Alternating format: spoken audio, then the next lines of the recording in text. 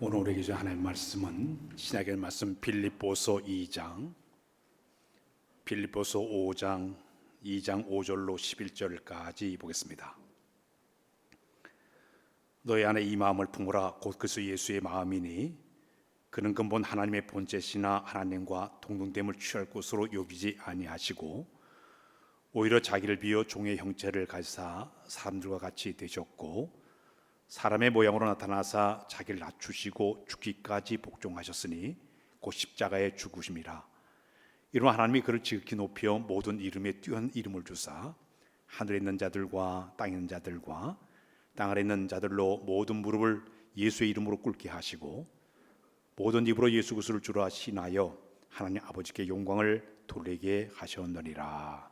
아멘. 할렐루야. 할렐루야. 대림절은 이 땅에 우리 예수님께서 인류를 구원하기 위해서 찾아오신 우리 예수님을 기다리는 절기가 바로 대림절입니다. 예수님이 이 땅에 오심을 이제 바라보면서 경건한 마음으로, 절제된 마음으로, 또 성유의 마음을 가지고 철저하게 주님 오심을 고대하는 것이 바로 이 대림절을 보내는 하나의 모습이라고 볼 수가 있습니다. 대림절을 보내면서 가장 머릿속에 생각나는 단어가 하나가 있습니다. 이 단어는 바로 성육신이에요. 따라서 할까요? 성육신. 신학적인 용어인데요, 영어로 얘기하면 인카네이션이라는 말을 쓰고 있습니다. 우리 예수님께서 인간의 몸을 입으시고 하늘 보좌의 영광을 다 버리고 이 땅에 내려오셨다. 이 의미가 바로 인카네이션이에요. 하늘 보좌의 영광을 버리고 인간의 몸을 입으시고 이 땅에 낮게 찾아오신 그 주님의 모습을 바라볼 때 두 가지의 마음을 우리가 담게 됩니다. 배우게 됩니다. 첫 번째는 겸손이에요. 따라서 할까요? 겸손. 두 번째는 사랑이에요. 따라서 사랑. 겸손과 사랑을 그 예수님이 이 땅에 오심을 바라보면서 우리가 배우게 되는데, 그 가운데 이제 우리 신앙생활의 가장 우선순위의 덕목이 뭐냐면 겸손이에요. 성 어구스틴 신학자가 신앙의 기본은 첫째도 겸손이요, 둘째도 겸손이요, 셋째도 겸손이다, 그런 말을 했습니다. 우리 예수님이 이 땅에 계실 때 정말 겸손의 삶을 우리에게 가르쳤고 또 보면서 실천하셨던 분이 바로 우리 예수님이세요. 마태복음 11장 29절을 한번 읽고 넘어갈까요? 마태복음 11장 2절 시작. 나는 마음이 온유하고 겸손하니 나의 멍에를 메고 내게 배우라. 그러면 너의 마음이 쉼을 얻으리니. 우리 예수님이요, 나는 마음이 온유하고 겸손하다. 제가 얘기하면 아마 지나가는 소도 웃을 거예요. 자기 스스로 겸손하다고 할 사람이 누가 있겠어요? 근데 예수님은 나는 온유해, 겸손해, 당당하게 말씀하셨어요. 그래서 오늘 아침에 이 겸손이라는 이 모습을 우리가 한번 묵상을 해야 되는데, 오늘 본문은 사도 바울이 빌립보 교회 교인들에게 예수님의 그 겸손을 갖추기 위해서 이 글을 쓰게 되었습니다. 빌립보 교회 안은 교인들 간에 서로 다툼이 일어났어요. 위에 있는 사람과 아래 있는 사람끼리, 여전도회 회장하고 총무하고 유두계와 순두계가 서로 막 다툼이 일어나가지고 내가 옳으니 네가 옳으니 막 다툼이 일어나기를 시작을 했습니다. 그래서 이 장에 들어오면서 사도 바울이 빌립보 교회 교인들에게 너희들이 예수님의 겸손을 좀 배웠으면 좋겠다, 그런 마음을 가지고 이 글을 쓰게 되었습니다. 예수님의 겸손의 첫 번째 모습은 뭐냐면 자기를 비웠다. 따라서 자기를 비웠다. 오늘 보면 빌립보서 2장 7절을 한번 읽고 넘어 시작. 오히려 자기를 비워 종의 형체를 가지사 사람들과 같이 되셨고. 예수님의 겸손은 비웠다고 그랬어요. 비웠다는 얘기는 헬라말로 케논이라는 이 말의 의미는 통을 거꾸로 쏟아가지고 아무것도 남지 않은 그 상태를 갖다가 비웠다는 말을 쓰고 있습니다. 비웠다는 얘기는 통을 엎어가지고 다 쏟아버린 것을 갖다가 우리가 비웠다는 그런 말을 쓰고 있습니다. 예수는 본래 하나님과 함께 계셨던 분이고 하늘 보좌에 계셨던 분입니다. 그런데 우리 예수님이 이 땅에 인류를 구원하기 위해서 하나님 보좌 우편에 계셨던 분이 하나님과 동등을 취할 것 여기지 아니하시고 이 땅에 내려오셨습니다. 그것도 인간의 몸을 입으시고 이 땅에 내려오셨어요. 왕의 자리에 있던 분이 갑자기 천민의 자리로 내려오셨어요. 철저하게 사람의 모양으로 나타나서 우리의 낮은 자의 모습을 우리에게 보여주셨는데요, 카프카라는 사람이 쓴 소설 가운데 변신이라는 소설이 있습니다. 그 내용을 보면 한 청년이 자기 몸이 갑자기 벌레로 변화가 됐습니다. 벌레가 되니까 온갖 사람들이 그냥 멸시하고 천대받는 그 모습을 보면서 인간들의 잘못된 모습을 지적하는 그런 내용이 바로 카프카의 변신의 그런 내용입니다. 마찬가지로 우리 예수님도 하늘 보좌 영광을 다 버리고 낙고처나 이 땅에 오셔가지고 우리 인간들이 당하는 모든 것을 다 당하셨어요. 멸시와 천대와 배고픔과 주먹질과 그리고 매맞음과 창에 찔림과 마지막 숨을 고르기까지 우리 인간들이 당하는 모든 수모와 모든 천대를 당당하게 다 받으신 분이 우리 주님이세요. 이 땅에 인간의 몸으로 만왕의 왕 예수께서 이 땅에 오셔가지고 인간의 몸으로 이 땅에 오셨을 때 그 모습을 보게 되면 가난한 목수의 아들로 이 세상에 오지 않았습니까? 그가 33년 짧은 생애를 사셨지만은 마태복음 8장의 20절에 보게 되면 여우도 굴이 있고 궁전에는 새들도 깃들일 곳이 있지만 인자는 머리가 둘 곳이 없을 정도로 가난하게 샀던 분이 바로 우리 주님이세요. 철저하게 낮은 자로 내려오셨습니다. 추운 겨울 이 땅에 처음 오실 때에도 화흐름 따뜻한 방도 아니라 저 마곡간의 말구에서 저 낮은 곳으로 오셔가지고 낮은 자의 모습으로 오신 분이 바로 우리 예수님이세요. 예수님의 겸손은 낮은 자의 모습으로 내려간 그 모습이 우리 겸손의 모습이었습니다. 미국의 하와이에 가게 되면 모로카이 섬을 우리가 가게 되면 거기에 성 다메른 분의 동상이 거기에 있습니다. 우리 왼쪽에 보면 동상이 있고요, 옆에 성 다메의 얼굴인데요, 이 성 다메는 1840년도 벨기에 옥수수를 파는 상인의 7번째 아들로 세상에 태어났습니다. 근데 그는 이제 자기가 선교사가 되게 해가지고 꿈을 꾸다가 마침내 하와이로 그가 선교사를 지원하게 되었습니다. 근데 그 하와이에는 이 당시에 그 문둥병에 전염돼 가지고 감염돼서 고통당한 사람들이 굉장히 많은데 816명 되는 사람들이 거기서 생활하게 되었습니다. 문둥병자들이 격리해서 살고 있었습니다. 정부의 지원이 점점 이렇게 제대로 지원되지 않다 보니까 거기서 사는 사람 절망과 방탕과 이거 하루하루까지 지옥같이 사는 사람들이 그들의 모습이었습니다. 자, 그런데 그곳에 선교하기 위해서 선교사들을 보냈더니 어떤 사람 갔다가 일주일 만에 확 도망온 사람이 있고 한 달 만에 도망온 사람도 있고 아무도 안 가는 거예요. 근데 여기는 이 성담에는 자기가 그 섬에 가서 이제 사역하게 되었습니다. 많은 사람들이 왔다 떠나버리니까 전부 너도 언제 떠나냐 이런 모습으로 바라보고 있는 거예요. 오늘 그가 설교를 하게 됐어요. 섬의 사람들에게 참 자유와 평화라는 제목을 가지고 설교를 쭉 하니까 사람들이 야유하는 거예요. 빈정빈정대는 거예요. 사람들 조소하는 거예요. 너같이 성한 사람이니까 그렇게 설교하지, 나처럼 이게 문둥병자 대봐, 이런 마음으로 사람들이 쳐다보고 빈정빈정대는 거예요. 그날 밤 자기 처소에 들어와서 그는 하나님 앞에 이런 기도를 했습니다. 하나님, 나를 문둥병자가 되게 해주십시오. 저들을 건지는 방법은 내가 문둥병자가 되어야만이 저들을 건질 수 있을 것 같습니다. 차라리 저를 문둥병에 걸리게 해주세요. 그렇게 기도했습니다. 그가 모로카이 섬에 온 지 11년 만인 1884년 12월 어느 날이었습니다. 이 다멘이 목욕물을 준비하기 위해서 뜨거운 물을 이렇게 하다가 갑자기 잘못해가 실수해가지고 발에 그 뜨거운 물이 확 쏟아지고 맞습니다. 근데 뜨거운 물이 쏟아지는데도 아무런 감각이 없는 거예요. 발에 물집이 이렇게 누렇게 물집이 잡히는데도 아무런 감각이 없는 거예요. 의사를 찾아갔습니다. 문둥병에 걸리고 말았어요. 그는 그때 의사 진단에 문둥병에 걸렸다는 그 말을 듣고 기뻐했습니다. 선교부에다가 편지를 써서 보냈습니다. 저는 지금 나환자가 되었습니다. 나의 빛나는 희망이 마침내 실현된 것 같습니다. 저는 이제 당신들을, 당신의 그 직원들을 이 땅에서 볼 수 없는 것 같습니다. 훗날 저 천국에서 다시 만나시다. 저로 해서 기도해 주세요.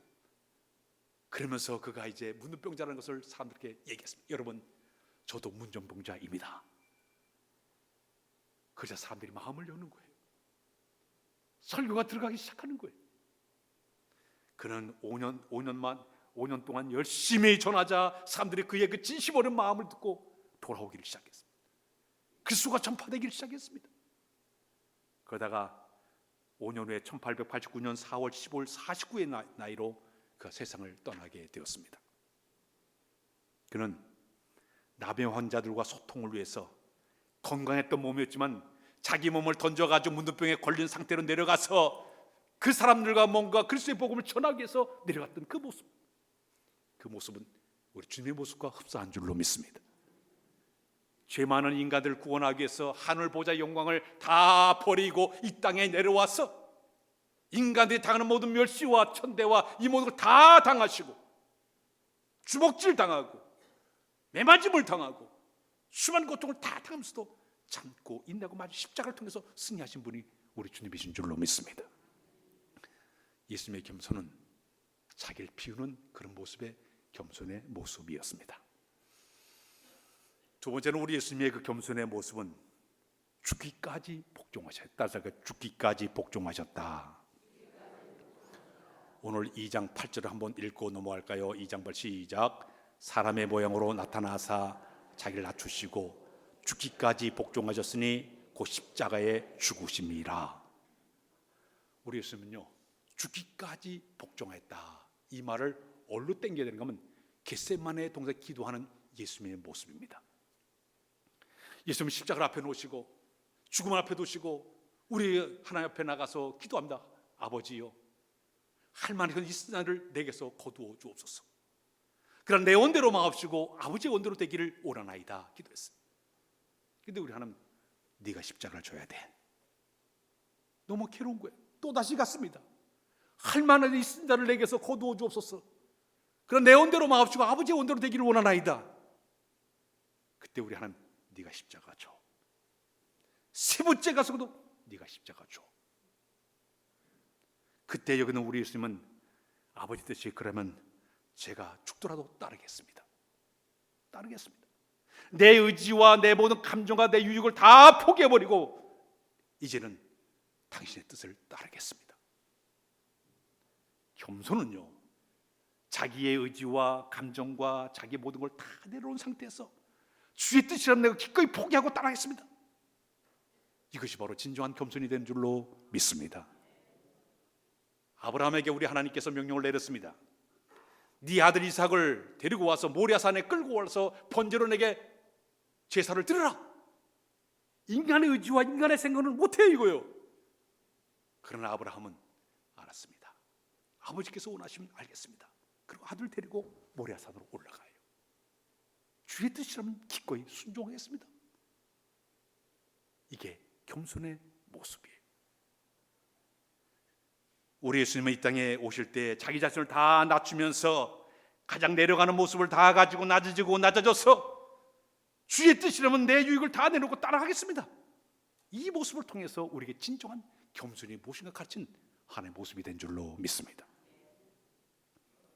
마지막 세 번째는 우리 주님이 우리 예수님께 우리에게 보여준 겸손은 낮추는 마음이었습니다. 그러니까 낮추는 마음. 아까 봤지만 다시 한번 2장 8절을 다시 한번 읽고 넘어갑니다. 성경 말씀 2장 시작. 사람의 모양으로 나타나사 자기를 낮추시고 죽기까지 복종하시니 그 십자가에 죽으심이라.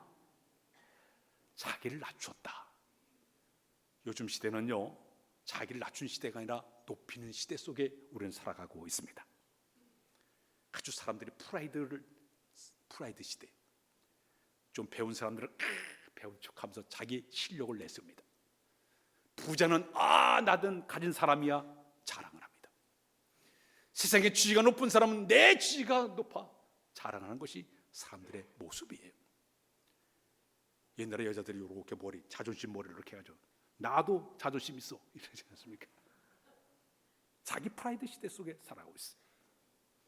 특히 우리나라는 역사적으로 보게 되면은 최고인 사람만이 살아남는 이 시대 속에 우리나라가 살아와 있어요. 대장대회만 되는 거예요. 우리가 저 올림픽에 가가지고 전 세계적으로 올림픽에 가지고 금메달을 못 따고 동메달 따면 부끄러워가지고 거기도 못 들어요. 은메달만 따도 괜찮은데 금메달만 알아주는 거예요. 그러니까 1등 되려고 사람들이 노력하고 그러지 않습니까? 목사님들이 얼마 전에 목사님들이 쭉 장례식에 갔는데 모였어요. 저거 보니까 휴대폰에 자기 손주 자랑 못해요. 이렇게 손주 우리 애로 동영상을 갖고 와서 애가 제대로 막 자랑해요. 저도 그거 할 수 없이 보여주려고 싹 봤습니다. 제일 못된 거를 내가 탁 보였어요. 보니까 제 손주가 제일 나은 것 같아. 내가 보니까 곤소도 제 새끼가 제일 낫다고 그러지 않습니까? 사람들은 자기를 자랑하기를 원해요. 세계에서 가장 높은 빌딩이 옛날에는 뉴욕의 엠파이어 스테이트 빌딩이었죠. 102층이었는데 381m입니다. 그런데 사람들은 그보다 더 높은 빌딩을 짓기 위해 가지고 시카고의 시어스 빌딩을 지었는데 이것은 440m를 높이 세워가지고 엠파이어 스테이트 빌딩보다 높다 자랑을 하게 되었습니다. 그러자 이웃나라 캐나다에서 토론토에다가 CN 타워를 탁 만드는데 553m를 높여 우리가 더 높어 자랑했습니다. 그랬더니 저 돈 많은 나라 두바이가 그래? 162층을 만들었는데 높이가 881m예요. 우리가 세계 최고야 자랑했어요. 우리나라가 63빌딩 세울 때 굉장히 높은 줄 알았는데 이거 게임이 안 되니까 애따무라 우리 세워보자. 롯데타워를 만들었어요. 555.63m를 탁 넣어가지고 세계 3위예요. 사람들은 높여보려고 애썼습니다. 자랑하려고 그래요. 교만한 사람들은 자기를 높이기를 원합니다. 교만이라는 말이 수페르비아라는 이 말의 의미는 자기를 높인다는 의미를 가지고 있습니다.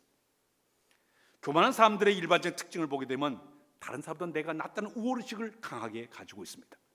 자기가 탁월하다는 생각을 가지고 있습니다. 다른 사람보다 위에 있다는 생각을 가진 사람이 교만한 사람들의 특징입니다. 그래서 이 교만한 사람의 특징을 보게 되면 대단히 고집이 셉니다. 자기 주장, 자기 뜻을 절대 굽히지 않아요. 끝까지 안 굽혀요. 그리고 끝까지 안 굽히면 정의의 사도처럼 그렇게 생각하는 것이 교만한 사람들의 특징이기도 합니다. 거만합니다. 좀 가졌다고 배웠다고 지위 높다고 어깨에 힘주고 목이 뻣뻣해지는 것이 바로 교만한 사람들의 모습이 되게 됐죠. 그러나 성경은 겸손하기를 원하고 있어요. 성경 말씀에 구약에 보게 되면 잠언 두 말씀 보면 잠언 18장 12절에 보게 되면 이런 말씀 시작. 사람의 마음의 교만은 멸망의 선봉이요 겸손은 존귀의 길잡이니라. 또 한 곳 잠언 29장 23절에 보게 되면 이런 시작. 사람이 교만하면 낮아지게 되겠고 마음이 겸손하면 영예를 얻으리라. 계속 겸손하라. 교만하면 안 된다. 패망의 선봉이다 가르치고 있는데 사냥꾼들이 곰을 잡는 방법이 있다고 합니다. 어떻게 잡는가 하면 곰이 잘 타는 길목에다가 크단 돌을 이렇게 매달아 두게 되면 곰이 쓱 지나다 돌덩이에 탁 부딪히게 되면 이 녀석이 나한테 덤벼. 그 곰이 또 한번 탁 들이받는데요. 그건 돌이 와 탁 부딪히고 또 덤비네. 그래가지고 막 부딪혀가지고 완전 빌빌할 때까지 피가 철철 흘러서 계속 받다가 빌비면 그때까지 얼렁 잡아가지고 곰을 지난다는 얘기가 있습니다. 사람들의 마음속에는 다 그런 마음들이 다 있어요. 루이스라는 신학자가 교만한 사람은 밑을 내다보기 때문에 급급한 나머지 자기 위에 계신 하나님을 바라보지 못한다 그런 말을 했어요. 하나님 보지 못하고 밑에만 바라보고 낮은 사람만 바라보니까 위에 계신 하나님을 못 바라보는 거예요. 교만한 사람하고 겸손한 사람을 보게 되면요, 겸손한 사람들은 늘 자기 자신의 부족한 점을 자꾸 발견해가지고 사람들 앞에 나 부족해요 이렇게 생각한다고 합니다. 반면에 교만한 사람들은 자기 장점을 내가 이런 사람이라고 자기 장점을 내세우게 된 사람이 교만한 사람이라고 얘기합니다. 예를 들면 십계명을 보게 되면 십계명은 하라는 것과 하지 말라는 것이 있습니다. 교만한 사람들은 하지 말라고 하는 것을 갖다 나는 이렇게 하지 않았다, 나는 간음도 안 했고 도둑질도 안 했고 나는 이렇게 살아왔다고 자기 의를 드러내는 그 사람이 교만한 사람이지만, 겸손한 사람은 그렇지 않습니다. 하라고 한 것을 못한 것에 대한 죄책감을 가지고 십계명을 보면서 이렇게 안식일 이렇게 거룩하게 지켰는데 내가 지키지를 못했습니다. 부모를 공경을 했는데 내 부모를 공경하지 못했습니다. 이웃을 사랑하지 못했습니다. 하라는 것에 대해서 부족함을 느끼는 것이 바로 겸손한 사람들의 모습이라고 이야기하고 있습니다. 우리 예수님의 이야기 가운데 누가복음 18장에 보게 되면 이런 이야기가 있습니다. 한 번 두 사람이 성전에 올라가서 기도하게 되었습니다. 한 사람은 바리새인이었습니다. 한 사람은 세금을 건 세리였습니다. 이 당시 세리들은 온 유대인 전체 가운데 가장 죄인으로 취급했던 사람들. 왜? 자기 나라의 민족의 피를 빨아가지고 저 로마 나라에 세금을 갖다 주는 사람들, 동네 사람, 저 흡혈귀 같은 놈, 매국노. 그러니까 죄인 중에 가장 그 죄인 사람이 바로 세리였습니다. 근데 두 사람이 성전에 가서 기도하는데 바리새인은 탁 그러니까 세리하고 일부러 멀리 떨어졌습니다. 그러면 하나님 옆에, 하나님, 내가 저 세리와 같이 내가 살지 않게 된 것을 감사하나이다. 나는 지금까지 내가 소득의 10분의 1을 내가 받으시 하나님께 드렸고, 일에 내가 두 번씩 이렇게 10을 내가 하나님 앞에 일에 두 번씩 금식을 하였고, 자기 의를 때면서 막 기도하기를 시작했습니다. 그런데 세리는 하늘을 바라보지 못하고, 하나님, 나를 불쌍히 여겨주십시오. 나는 죄인입니다. 그때는 우리 하나님께서 바리새인 기도를 듣지 않으시고 저 세리 기도를 들으시면서 내가 의로운 자라 말씀을 하셨습니다. 자기 의를 막 드러냈더니 바리새인, 자기 했던 걸, 자랑했던 것을 주님은 원하지 않았습니다. 우리 예수님은 이 땅에 계실 때 모든 것을 다 버리신 분입니다. 광야에 서서 단식기도 하실 때 물질도 버렸습니다. 명예도 버렸습니다. 부경을 다 버렸습니다. 아무리 마귀 와서 욕을 해도 다 버렸어요. 다 버렸어요. 오늘 보시고 우리 인간들이 사는 모습을 보게 되면요, 뭔가 자기 이득을 우리가 취하려고 하는 생각들이 얼마나 많이 있습니까? 가지려고만 하고 있어요. 우리나라 대통령이 어제 탄핵 이제 결의가 되었는데, 탄핵에 의결되는 것 없어 누가 더 이 나라를 대권을 누가 치느냐? 우리 당이 승리했다. 우리가 이제 이겼어. 야당 없어요. 진 사람들 아유 야단 난데 우리가 졌네. 나라는 팽개쳐버려. 나라에 대한 걱정은 없어요. 그냥 아이고 우리가 졌네, 우리가 이겼네. 나라에 대한 걱정은 하나 없어요. 지금 이 나라가 어떤 나라인데 국민들이 바라볼 때마다 절대 국민을 눈 하나 주지 않아요. 지금 당장 내 앞에 있는 이 권력만 주기 위해서. 그 모습 바라볼 때 너무나 마음이 아팠어요. 사도 바울은 빌립보서 3장 8절에 보게 되면 자기 예수하는 지식이 너무나 고상을 해서 자기가 가진 모든 것을 다 배설물 똥처럼 버렸다고 얘기했습니다. 똥처럼 버렸다는 거죠. 화장실에 들어갔다 나오면서 아까워 죽게 되는 사람 아무도 얼른 쫓아오는 냄새가 나가지고 금방 쫓아나와요. 똥처럼 다 버렸다 그랬어요. 배설물처럼 버렸다. 찬양 한번 해봅시다. 저희 주 예수보다도 귀한 것을 1절만 한번 불러보겠습니다.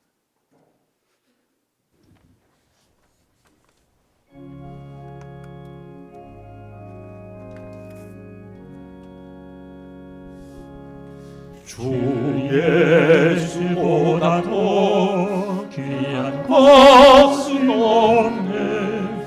이 세상 부귀와 바꿀 수 없네. 영축을 내내신 돌아가신 그 놀라운 사랑 잊지 못해. 세상 즐거움 다 버리고 세상 자랑 다 버렸네. 주 예수보다 더 귀한 것은 없네. 예수밖에는 없네.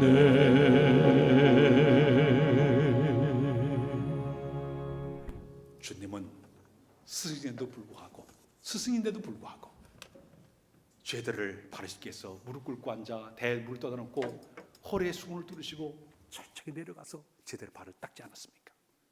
다 버리는 거예요. 성경을 보게 되면 겸손에 간 말들이 곳곳에 많이 있지만은 몇 군데 한번 읽고 넘어가겠습니다. 잠언 11장 2절을 한번 읽죠. 시작. 교만에 오면 욕도 오거니와 겸손한 자에게는 지혜가 있느니라.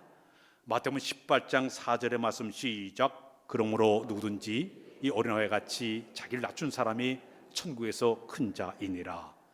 마태복음 23장 11절로 12절에 있는 말씀 시작. 너희 중에 큰 자는 너희를 섬긴 자가 되어야 하리라.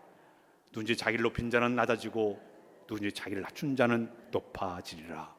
마가복음 10장 45절 말씀을 읽습니다. 시작. 인자가 온 곳은 섬김을 받으려 함이 아니요 도리어 섬기려 하고 자기 목숨을 많은 사람의 대속물로 주려 함이니라. 마지막 하나 더 빌립보서 2장 3절의 말씀을 읽겠습니다. 시작. 아무리든지 다툼이나 허용을 하지 말고 오직 겸손한 마음으로 각각 자기보다 남을 낮게 여기고. 우리 하나님의 나라의 역전의 법칙이 있습니다. 낮추면 높아지게 될 줄로 믿습니다. 이거 법칙이에요. 따라서 낮추면 높아진다. 믿습니까? 모로 자기를 높인 자는 낮아지지만 낮추는 사람이 높임을 받는 것이 바로 천국에 올리고 교회에 올리고 주님이 원하신 모습입니다. 한국교회에서 유명한 주기철 목사님의 이야기는 유명한 이야기입니다. 이 주기철 목사는 오산학교를 졸업을 했는데요, 이 당시에 오산학교의 교장 선생님이 조만식 장로님이었습니다. 근데 주기철 목사님께서 목회를 그때 전도사 시절에 목회하게 되었습니다. 근데 하필이면 자기가 나온 학교의 교장 선생님 조만식 장로님이 그 교회에 출석하게 되었습니다. 근데 어느 날 주일날이었습니다. 주일날 예배를 딱 드리려고 하는데 이 조만식 장로님께서 독립운동 관계로 여러 사람 만나다 보니까 예배 시간에 좀 늦게 도착을 했습니다. 그런데 이 제자, 새까만 제자였던 이 전도사 주기철 전사님께서 장로님 오늘 의자에 앉지 말고 서 계십시오 얘기했습니다. 그 순간 저기는 이 교장선생님이 이 조만식 장로님이 얼마나 불쾌했겠습니까? 한편으로 자존심이 너무너무 상했습니다. 그러나 그는 신발장 옆에, 옛날엔 다 뒤에 신발장에 서가지고 1시간 동안 예배를 마칠 때까지 이제 눈물로 회개하면서 하나님 저를 용서해 주세요. 거룩한 주일날 하나님 만나는 것보다 사람 만나는 일을 더 중요하게 여겼던 내 죄를 용서해 주세요. 그리고 주님의 종의 마음을 상한 것을 용서해 주세요. 눈물을 흘리면서 거기서 예배를 끝까지 드렸습니다. 예배를 마쳤을 때 온 교인들이 울음바다가 되었습니다. 오히려 장로님을 더 존경했습니다. 그의 겸손 앞에 모든 교인들이 다 감동을 받았어요. 우리들은 그러지 못할 거예요. 어디서 이런 일을 해? 탁탁 뛰어나가든지. 네가 뭔데 이 아들이. 참 두 분 다 위대하신 분이라고 볼 수가 있습니다. 미국 제 39대 대통령이 전직 대통령이었던 우리가 지미 카터 대통령의 이야기입니다. 이분은 노벨 평화상을 받은 그런 분이시죠. 지금 현재 올해도 안 돌아, 지금 100세, 올해가 100세입니다. 지난 10월 1일이 생일인데 100세 지금 이래 되셨는데, 이분이 이제 퇴직 후에 한 일이 바로 이제 사랑의 집 짓기 운동, 헤비닥트 운동을 전 세계 집 없는 사람들 집을 짓는 일을 하면서 그 하셔서 전 세계 사람들에게 아주 존경을 많이 받는 그런 분이었습니다. 자, 그런데 그 사랑의 집 짓기 운동에 갔던 많은 사람들이 그런 얘기를 하게 되었습니다. 그 전직 대통령이 지미 카터 대통령은 남들보다 제일 먼저 현장에 도착한다고 합니다. 일할 때는 누구보다 땀을 흘리면서 거기서 열심히 톱질하고 망치질하면서 거기서 집을 짓게 된다고 합니다.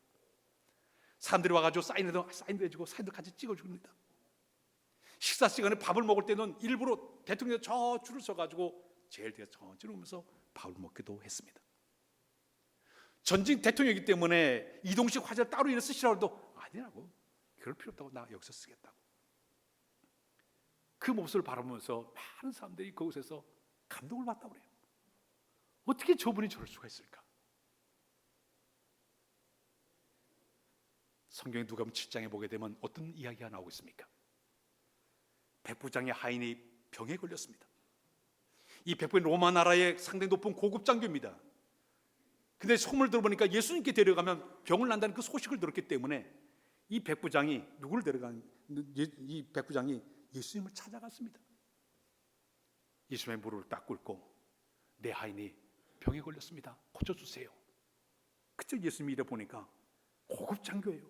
자기 나라 지배 민족이었던 로마 나라의 고급 장교니까 그러냐고 내가 그 집에 가겠다고. 그때 이 백부장이 뭐라고 했겠습니까?